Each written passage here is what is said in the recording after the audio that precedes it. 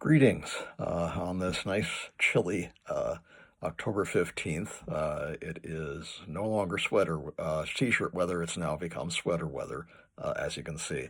I want to do a couple of things. One, I want to thank everybody who seems to be enjoying the brief videos that I've been experimenting with and posting using Video GPT, which is a program that allows you to write these. I'm going to learn how to do my own. I'm going to be taking some online classes on how to create those. Hoping that those who have enjoyed them, particularly the Champion of the Golden Goddess, which is the first one I posted, will go and read my books, which are what they're based on mostly. A couple aren't, but the one about Princess Kalira, she's a character in my books. Dragon Queen Inaris is a character in The Dream of Billions of Years. And all those books are out on Amazon under my name. And if you have Amazon Prime, you can download them for free. So I would appreciate anybody who goes out and does that for me. If you want to physically buy a copy, I would be happy to autograph any copy for any of my fans. But that's not what I'm here to talk about today. I wanted to briefly give you some insight into, rather than doing a review of a book or a movie or a television show, into some of the science fiction authors that I've met. I was fortunate enough to live in the Los Angeles area in the mid-1990s and early 2000s, and I would frequent a bookstore in Sherman Oaks, California called The Dangerous Visions, named after the famous anthology by Harlan Ellison. It was there at that store, which was run by science fiction writer Arthur Byron Cover and his lovely wife Lydia Morano, and it was there that I met Harlan Ellison for the first time. To give you some background, the first Harlan Ellison story that I recall reading was the infamous, or famous, I should say, Soldier from Tomorrow, which was later retitled just Soldier. Was published in Fantastic Universe in October 1957, and it told the story of a futuristic soldier named Carlo Clobregni, who is propelled when he is struck by a bolt from a 30-thread beam, which is a futuristic laser weapon, to that period of time, the late 1950s. And he is eventually, he's very disoriented. He uses his futuristic weapon, which Harlan Ellison calls a Brandlmeyer, like a very sophisticated laser, and he disintegrates a subway car and kills a news vendor by mistake, and by accident, I should say. He doesn't do it on purpose. And he's captured eventually by the government, and they have to figure out, a soldier named Soames and a philologist named Kagan have to figure out, A, who he is, B, where he came from, and C, what they're going to do with him. And that has some interesting results. I won't spoil that for anybody who hasn't read the story, but it's also the basis of the Outer Limits episode of the same name, which starred Michael Ansara, Tim O'Connor, and Tom Nolan, and is really a fantastic episode. Also the basis of the lawsuit that Ellison filed against James Cameron and Gale Ann Hurd for basically copying elements directly out of it into their script for The Terminator. Yeah, The Terminator has some original elements, but it does borrow a lot from Ellison, hence the lawsuit, and hence the fact that it now says acknowledgement to the works of Harlan Ellison at the end of it. It's not only that story that it borrowed from, but several others, including the other Outer Limits episode that Ellison wrote, A Demon with a Glass Hand, starring Robert Culp and Arlene Martell and Abraham Sofar, which is a really good episode. And his short story, I Have No Mouth and I Must Scream, which is one of the best stories I've ever read. And yeah, the character of Am and Skynet are basically the same. In fact, they are the same. So, to a certain extent. I first met Harlan when he was signing, I believe, Harlan Ellison's Watching, which was a collection of his essays on movies. He was a movie critic throughout his entire life and did some really terrific reviews. His review of The Train, I thought, was as good as any review by Siskel or Ebert or Leonard Maltin that I've ever read. really up there with the top-notch reviewers, and I was very pleased to meet him. He was very nice and genial. He signed the book, he was smiling. I didn't encounter this curmudgeonly character that he seemed to occasionally manifest with fans. I don't think, again, that Ellison hated his fans. I think he hated stupidity. And people who asked him, idiotic questions like, "Where do you get your ideas from?" Things like that. "Where do you think he got his ideas from?" Same place you do. But I met him on a number of other occasions. One was when he was signing a very great graphic novel of all of his Khyben War stories called Night and the Enemy, illustrated by Ken Steacy, and really a great book. Collects all of the Khyben War stories up to that point. There was going to be, at that time, there was in development a television series called Cutter's World that was going to be a Khyben War series. Unfortunately, as happens all too often in Hollywood, it never came to pass for various reasons.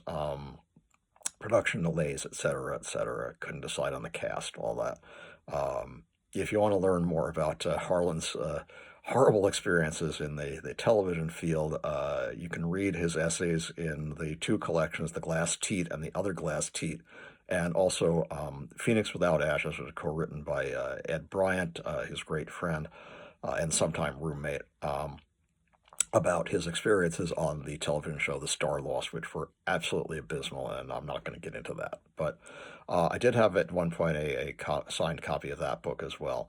The second time that I met him, he was doing one of his famous things where he sat in the window and typed stories. This was for what would later become the A to Z, from A to Z in the sarsaparilla alphabet, which is published in Can and Cantankerous.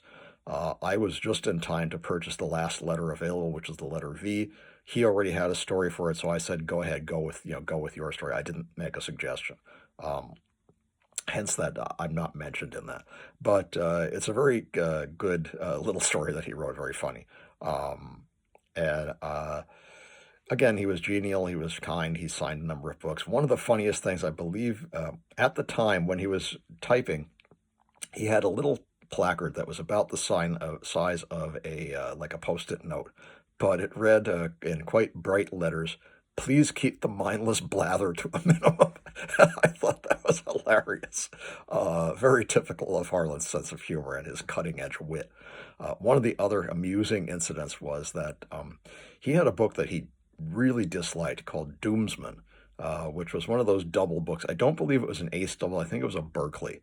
But I obtained a copy of it from a obscure bookstore in Oakland in fairly decent shape.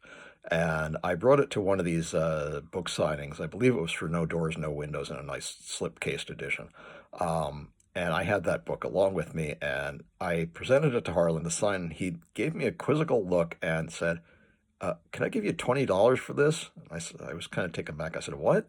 He said, "Can I give you $20 for this book?" And I said, "Yeah, sure." Gave him the book. He handed me back a crisp $20 bill, took the book and delightfully tore it to shreds and threw it in the trash can. He really abhorred that book. He thought it was very jejune and poorly written. I have not actually read it, so I can't say whether I agree.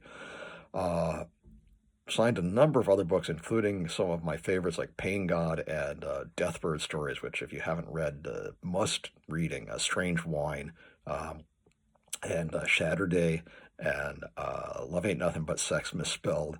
Web of the City, I had a signed copy of that at one point also, which is it's not science fiction, and a good urban, crime book. I never had a signed copy of quote-unquote Rockabilly, or Spider Kiss, as actually known, which is a story about a rock star who is similar to Elvis, though Ellison says he did not base Stag Preston on Elvis. He based him on Jerry Lee Lewis, and that's a good story. That's one of his only novels. The other novels he published were mostly for men's magazines, and were turned into novels, like one called Sex Gang under his pseudonym Paul Merchant. He had 5 or 6 pseudonyms. Brett Ellis was one of them, Paul Merchant, 3 or 4 others. which was not uncommon at the time. Apparently, he and Robert Silverberg, who both lived in New York City, would sometimes fill an entire magazine with stories by themselves and then different aliases, different pen names. Because again, you didn't get a lot of money for work back then, so they wanted to get as much as possible, and I understand that certainly. Um, Met him again for the signing of a really good book called Medea Harlan's World, which was created by others for Harlan. They created an entire planet and its entire ecosystem and the life forms and atmosphere and everything for him. And that was great. I met Gene Wolfe, met Robert Silverberg, met Greg Bear, Gregory Benford, Spider Robinson, Kim Stanley Robinson, Alan Dean Foster, a number of other great science fiction authors, all at Dangerous Visions. Harry Turtledove and Somtow Rick, who also writes horror novels under the pseudonym S.P. Somtow, same guy. And a lot of female writers. I met Connie Willis and Nancy Collins and Christine Catherine Rush. Esther Friesner, Susie Schwartz, a number of others. I'm sure I'm missing something. Ellen Datlow. But again, it was always Ellison who was the most amusing of the people that I met there, and he would always have a funny story or be wearing a funny T-shirt or have funny tales to tell. I didn't experience his negative side whatsoever, but again, I didn't ask him any stupid questions either. I would say thank you for his signing the books and that I appreciated his time, which I think he was appreciative of. Again, a great man, and I miss him dearly. No finer short fiction writer in the 20th century in America, I think, was ever produced. Whether he was writing science fiction or fantasy or TV reviews or movie reviews or anything else, I think, he was really brilliant. And I just wanted to share that story with you.